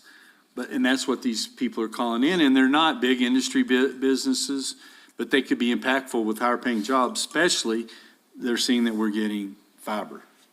And that's a big deal, because we've missed on some really good US-based call centers that could come here, $60,000 to $80,000 salaries, positions. So those are all things that are working. That's why this is so critical, and it still won't have all the questions That was answered. one of the things the lady, when we talked about earlier, that subletted now from 1 room to 2 rooms. She said, my realtor told me that I could come do this. So it ties back into what he's saying. Why somebody's buying a property, go, oh, you mean I can make a little money too? Well, Sign me up. And then that's why our property values are going up, is that they see the flexibility of the income revenue Yeah. and then a lot of people are planning on retiring here. This is a way to pay off their home, Exactly. so. There's a house just built, just down the street from me, right off the get-go. Yeah. Nightly rental, Nightly Yep, rental from day one. brand new home. Yep. Wow. Okay, I'll be back. I've got to go to that. All right, get ready to move forward. We'll be done here in about 15 minutes here. Where are we now? So, I think our last page, on that note of striking out that 11 to 8, just relook at section 3831. Because in there it just says unreasonable noise, and Hooker, you said, what is reasonable? So we need to find out, maybe that's where we add in the decibel thing or something But like see, that. there's no state law, or even a village ordinance or any of that that covers decibels. 50 decibels. And But is it written somewhere? Yeah, I was in court. That's what Dan Bryant ruled on when we had our deal, 50 decibels. But we didn't have it in the ordinance. Not in the ordinance? No, See, that's that- where I okay, was then that's referring what it back would to be. it. I have no idea. Harley's over 50. I hate to see us take out The quiet the time. quiet time. I really do. Well, I know, I've used that. I've said the village says I these know. are the quiet hours. I've always gone I by 10 understand the o'clock enforcement. to 7 in the morning. Yeah, I know. My entire law enforcement career, I've always said 10 PM to 7 AM is what's reasonable, you know, hey, come on. But Well, and currently, the ordinance doesn't have an actual quiet hours. That was developed and adopted for the short-term rentals. Then it was found that people are unruly during any time of the days, and they'd like to not be restricted to just It those just seems times. like that's the hours that people are at least trying to go to sleep. And, Yeah. and, if, you know, if we, I don't know. I mean, what worries me about the decibel, the renters aren't gonna have a decibel meter. it'll be in the, Neighbors aren't gonna have a And if it's decibel not meter. in here that you have to have it, every Airbnb or nightly rental has to have a decibel, then very few people are gonna do that. Only the, Responsible. yes, the responsible, wealthy I people. believe one of the owners has he has a monitor at home, and he's able to get the data at home. and Yes. Mayor Pro Tem Solis and Councilmember Letterman, it will be a requirement in here. Okay, We are going to Okay, if it's put a it into the requirement, ordinance. we're gonna put So and I'm not saying it's going to happen. The recommendation, I believe, that P and Z wants to submit is that it will be a list of changes to the ordinance that says every short-term rental will be required to do X. I just hate to see us cut out the night, I agree. the sleepy time. I like having those hours, whether they're enforceable or not. Well, this just shows that it'll be enforced 24 hours a day and not just during that But specific is, time period. but is that, But see, I agree with what she's saying, because what if I go to something at noon and they're having their outside party, Easter egg hunt, screaming and hollering, and I say, hey, you gotta put it down. Wait a minute, it's not quiet hours. Quiet hours is 10 o'clock, especially by what your ordinance says. And I that's why understand, planning I and understand commission where you're coming nixed from. it out, because they wanted to be able to call it anytime. But pretty much everybody Decibels is like electric too. can take noise during the day. Yeah, It's especially the if you tonight know time that soon as I I always hit get the the hay, people, it's gonna go but quiet. whatever y'all think. Maybe a compromise, because I do think it's important. I've heard both on members on the subcommittee mention that maybe you have a decibel limit and then a quiet time that things can't go over. So either way, you still get here's a minimum, but here's zero tolerance after that. Because the way I understand it, if we create a number and it's after 11 or midnight and it's not over the number, they can still be playing music. But yet it's still disturbing me. Yes. Because it's summer, I don't have air conditioning, I keep my windows open. And they're in the hot tub, so it's coming all the way down. But they're below the decibel rating, so. Exactly, that's why you Average really, home is 50. sometimes you wanna keep Home it is gray 50. instead of black and white. Cause once you go black and white, Aircraft is you're done. You go gray, you go, well, I'm the officer standing in front of you right now. Bedroom at I'm night telling is you that 30. you're disturbing the peace, you need to shut it down or I'm gonna give you a citation.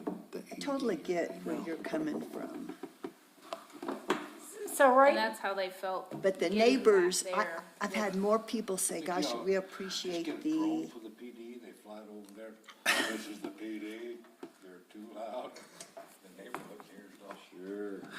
And I apologize, I know we got off topic on this, well, so. no, but I was gonna say that this is looking at your current ordinance, which was pretty recent, but, you Yes. know, like when I said, you're gonna start enforcing this and questions are gonna come up. Same thing's happening with this piece of the ordinance. So I would suggest that you can either leave in or take out the quiet hours, but leave it like it is right now and let this committee work through a comprehensive review yeah, I and think that's a good point. modification, and then take it as a piece, and it would go right here. Stephanie, the ordinance was amended in 2019, is that correct? Yes, Okay. so it From the was, original, short-term rental, it was amended? in 2019, it was the original amendment. Yep. And then it went through 2 amendments, it looks like last year. So this But is, it looks like there's actually a piece of it missing in this document, and I'm trying to locate it. It doesn't look like it was incorporated correctly in the last. and anything, this could have been put in here as in early 2022, so if something happened last year, it's We, possible it didn't get in. that's where we did the one room, so that's where we amended again to allow for the one So we bedroom. just need to make sure that this is the current version Yes. and has the pieces that Stephanie noticed are missing. And then it'll be that way until the ordinance Subcommittee. is reviewed and, Do we have a timeline for that ordinance to be reviewed? So the subcommittee would like to have their first meeting probably in the next week or two. Once they start having those meetings, we'll gather information. I'm hoping that after the first month or so, we'll get on the most current P and Z meeting. They'll hear everything that's been discussed. And then from there, they will submit any recommendations to council that they have for changes to the ordinance. So we're hoping 2 months, but Can we get that in the manager's report, just the ongoing status? Sure. Don't step off the radar. and. do We you can wanna- always provide a presentation too at the council meeting. So, Do you want to leave or put back the quiet hours? I think that, in listening to this both ways, I don't think there's any problem with leaving them both in. If you're in violation of the noise level of 50 decibels at any time, you're in violation. You're also in violation if there's noise and disturbance after, 11 o'clock to, 2300 to 0800, then you're in violation as well, because there are different types of noise too. If somebody's out there racking off the pipes on their Harley at 2 in.the morning, and that sometimes happens, so that, whether that exceeds, as I'm told it does, it could be any noise disturbance, but the hours and the limit of noise at any time, I think both should be left in. There you go. That's one man's opinion. I would say just leave everything until you guys come up with a recommendation. Yeah, that's right. Yeah, I think so too. Okay, So take out the striking of that. got it.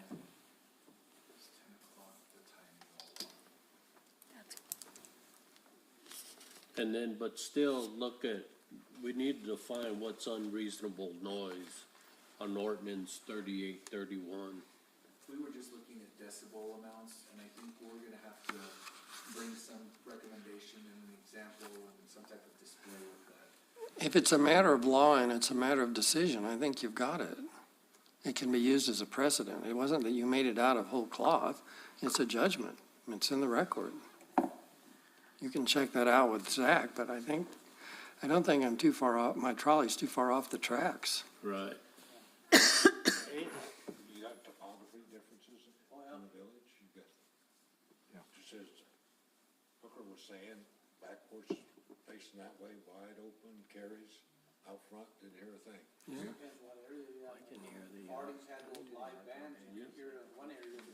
Yeah, it's true. So this is referencing your noise ordinance. Right. Should it conflict with the noise ordinance? That might be the simplest. other than Yes, what that language should be is pulled in. And that's what 3831 is. Yes. So it seems like it should be consistent with me. Okay, so then the next thing we get into is the use regulations. And this is where we kind of reconfigured how the uses are dealt with. So there's a general provision that describes how we look at them, and then there's the use table, and you saw a little snippet of it in the PowerPoint, but there's permitted uses, there's conditional uses. Those are the ones that you go through a public hearing and you meet certain requirements, and then you're allowed. There's an accessory use, and there's a temporary use, and so the temporary would get to things like special events or. So Stephanie, give me an example of caretaker quarters. So a caretaker's residence is typically used in conjunction with business types that may need an on-site security.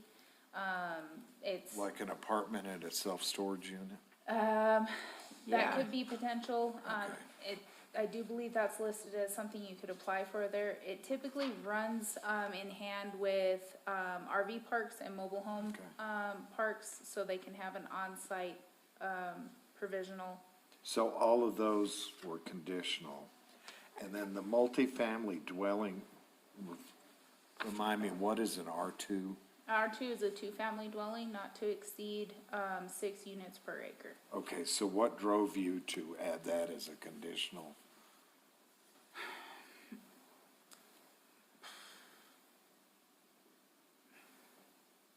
I don't remember why that would have been a conditional under that. And R2? It's not R2, conditional. C2? Oh, conditional, No, so do we want it conditional in R2? Yeah, it's, Under you've caretaker? added conditional for no. multifamily dwellings under R2. Because there was a provision done in the R2 district, that allowed it to be developed at a higher rent, density rate. But only on a, hold on, let me see, I'll bring it up and tell you exactly. And the reason the caretaker quarters is not listed as permissive, and maybe we should rethink this, in the residential districts, is because you can already have residential units in there, so you wouldn't know if it was a caretaker quarters or not. What is, Beach and Meadows, what, C2, C2? And what about 603? C2. No, C1, sorry. C1, okay. But all those trailer parks are C2 right through there, aren't they? They are. Yeah.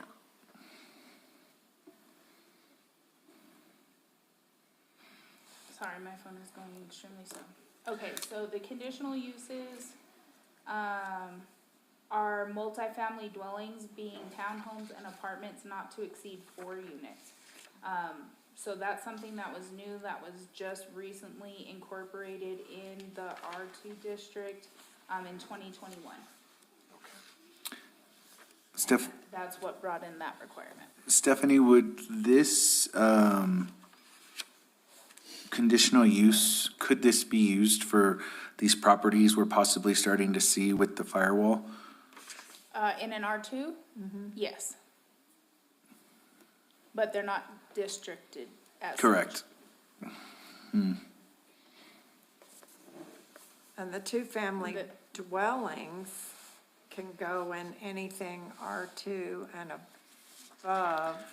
But a two-family dwelling would require other requirements, like some type of cooking. So a dwelling unit is required per definition to have a sleeping quarters, a cooking quarters, and a And, separated bathroom. Yep. And that's a dwelling unit. A sleeping quarters is different, so like if you're looking at hotels and motels. But then if they start to incorporate that into a residential code, you're mixing two different building codes, two different building occupancies, and then that starts to get too muddy. I was just looking at a possible option to maybe address some of the concerns that we're gonna bring to council on those other types of homes we're finding.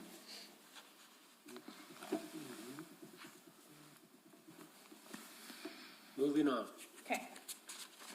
Okay, so you can get kind of the layout of what this is gonna look like. And it has, you know, where uses are permitted and which are conditional.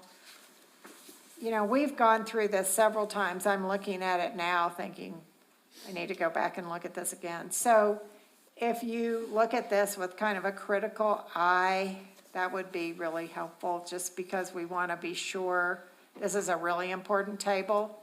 We want to be sure that things are allowed where you think they should be, and that they're conditional where you think they should be. And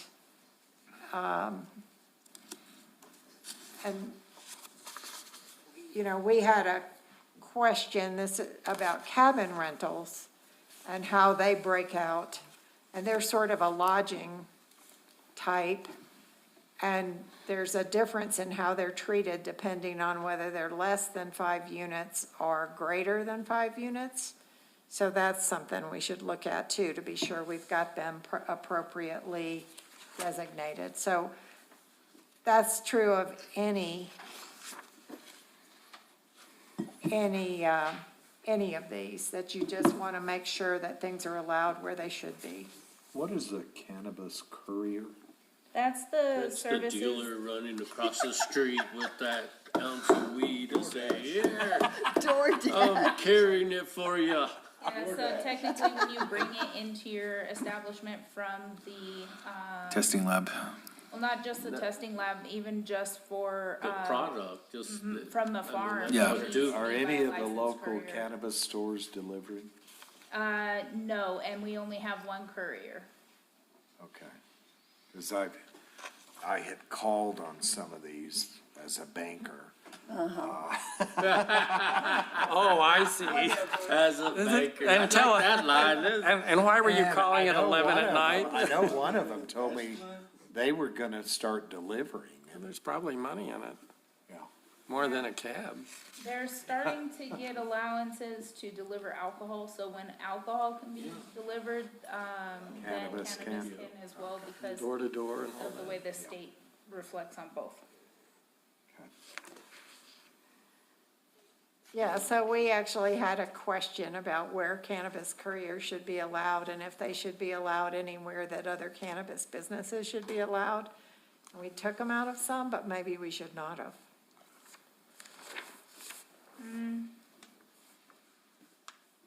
And I'm not remembering why we did that. Because it's not an approved, residential use, under a home No, occupation. they're not allowed, oh, The only ones that they're not allowed in is any residential areas. okay. Everything else is a primary. Okay, so we should make sure that all of anything that's not a residential district should allow it. Yeah, and it Should are, be on permitted, 68, it's already blank. Yeah, it's not in residential. I wasn't worried about residential. I think it's been crossed out But in the industrial, in the industrial, and I had a question about it. And anyway, it should probably be allowed in all of these Yeah. non-residential. Okay. Yeah, except for the RPUD. I had a question. If I'm running a cab service, would I be duly permitted to have both the cab and to be a cannabis courier, or? No, so you would have to still get a cannabis licensure, from the state, and follow all of those requirements for the distribution. And then we could have it under the same, business license, but we would have to show that you're licensed to perform that activity. Gotcha. And so we had discussion about some other things too, like this would show you where you're allowed to have a convenience food store and where you're allowed to have fuel sales. They might not be the same, right? So if you're gonna have fuel sales that come with a convenience store, it's gonna have to go in a district that allows both. So some of those combinations under the auto. And I don't remember any other use other than the auto convenience store repair. That was the That only was one, and that's also where the mobile vending stands ties back to, as well. So everything had to be developed the same as a gas station, performing service on vehicles. That was a thing back in the 50s to like the 70s, and then it started dwindling, but the code never changed, and all of it refers back to that. Yeah, so it's just trying to Everything without gas distinguish sales, those uses so that if you're gonna have a combination of them, you've gotta be in a district that allows everything you're trying to do, so. This will help on those type of businesses coming in and not having such lengthy requirements that have nothing to do with their Right. business operations. Yeah, Yep. It's a good thing you're here, chief. It's been wild. so if you see anything.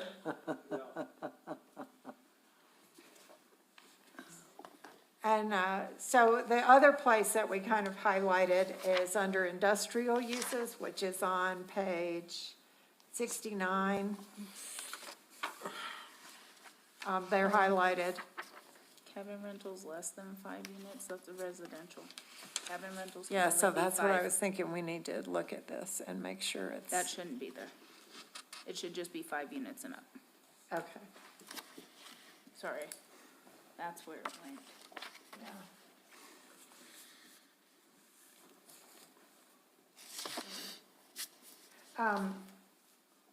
So under the industrial uses, the artisan manufacturing is a little more permissive, I guess, in that it would be allowed in,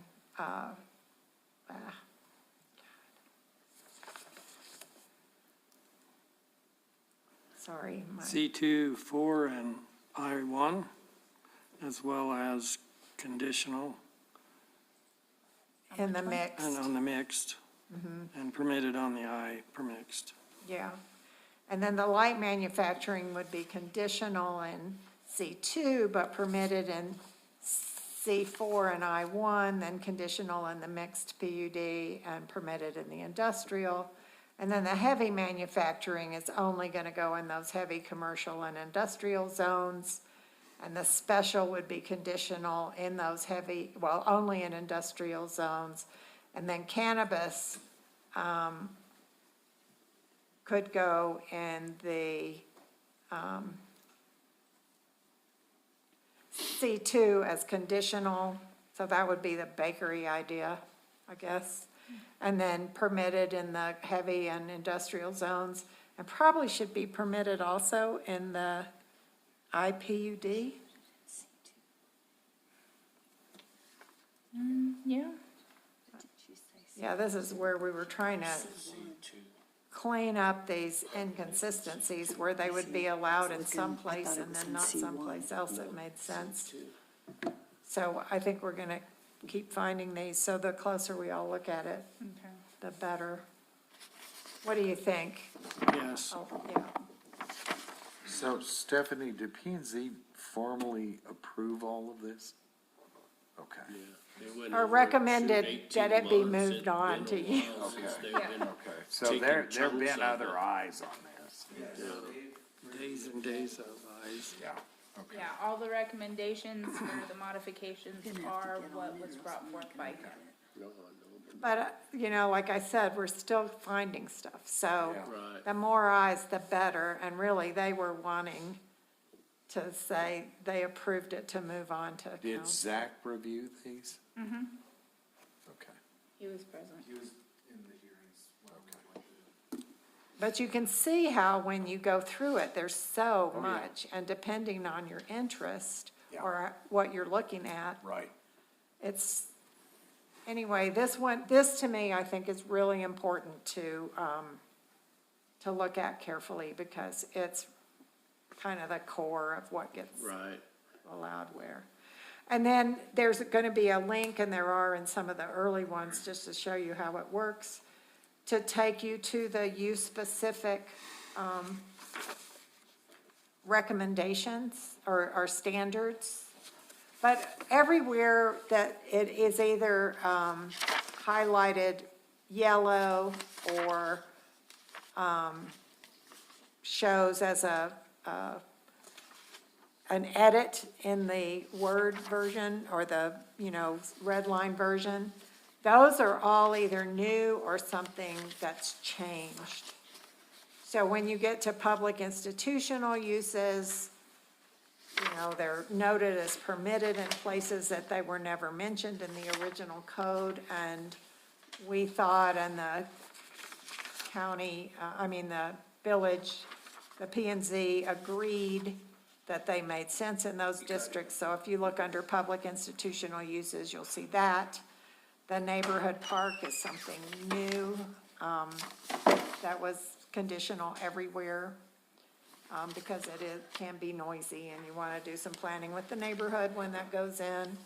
The entertainment uses are defined and also put here. So there's indoor and outdoor. Shooting range is in here now. And then the utilities, major and minor, and those are all new, just like the manufacturing was. And utilities tend to go where utilities need to go, so they're conditional everywhere. Yeah.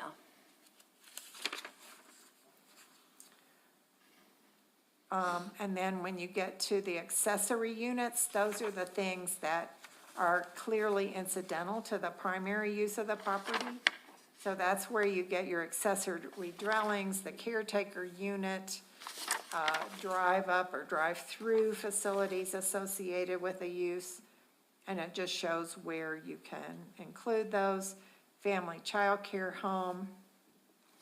And then those tend to have standards that apply, like a family childcare home has got to be licensed by the state and can only have so many kids. And then there's the electrical vehicle stuff in here as a accessory use. And then temporary uses, we've added special event. That wasn't in before. And then the outdoor sales and circus are also temporary. So I think the special event is going to capture some of the things that we talked about earlier, as well as the outdoor sales. That would require special permission from the village to do those activities. So do you have any questions about the table?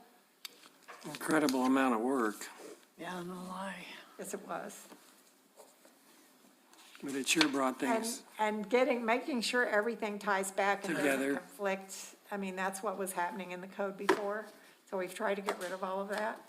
And having it set up this way, it minimizes the chances that you're gonna have the conflicts before. But you notice that we had definitions, and we have something here, and then we've got standards, so it could happen again, but hopefully this format will minimize that.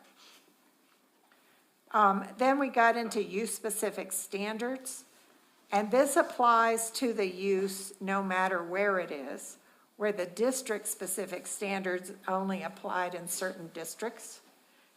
So you can, we have special requirements for single-family detached units, and we made sure to include that all single-family meet certain standards, and the state has standards for manufactured housing. So we wanted to be sure we captured that here. And I think the wording on that one's wrong. It should just say modular and manufactured homes must be installed on a permanent foundation consistent with the Manufactured Housing Act and the statutes, not the stuff up top.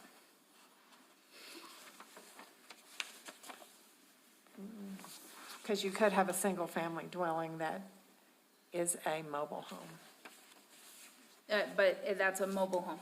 Manufactured and modulars are different. Right, I know that.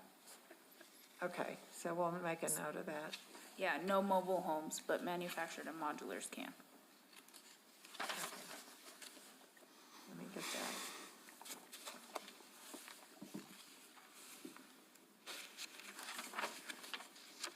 There's now manufactured and modular single-section homes, and they're compatible with the district.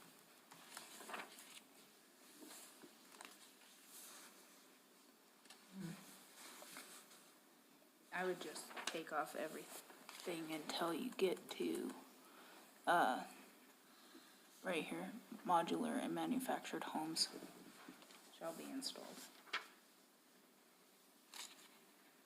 Okay, I'm gonna make a note to go back and confer with you about that. And I tried to put it in there, but it. Yeah, B1. Yeah, it's just trying to get the definitions of on page manufactured. 71.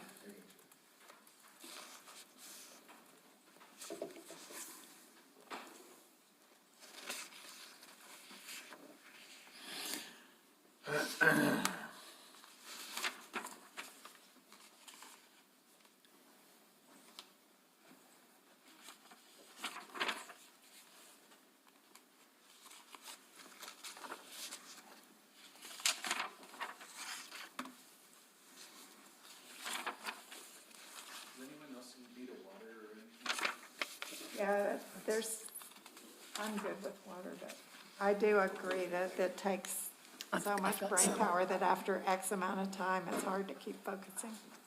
Do we need to take a break and walk around? Well, that's what I'm doing right here, I'm just standing up. Yeah. It's, the learning curve, I think, is what, 45 to 55 minutes? No souls after 20 minutes Yeah. are saved. What's that? Well, let's take a 10-minute break. 10 minutes from now. There you go. Thank you. I'm good. Everybody stretch for a second. Thanks. Run around the building for a minute. Go outside. Well, Did that make sense?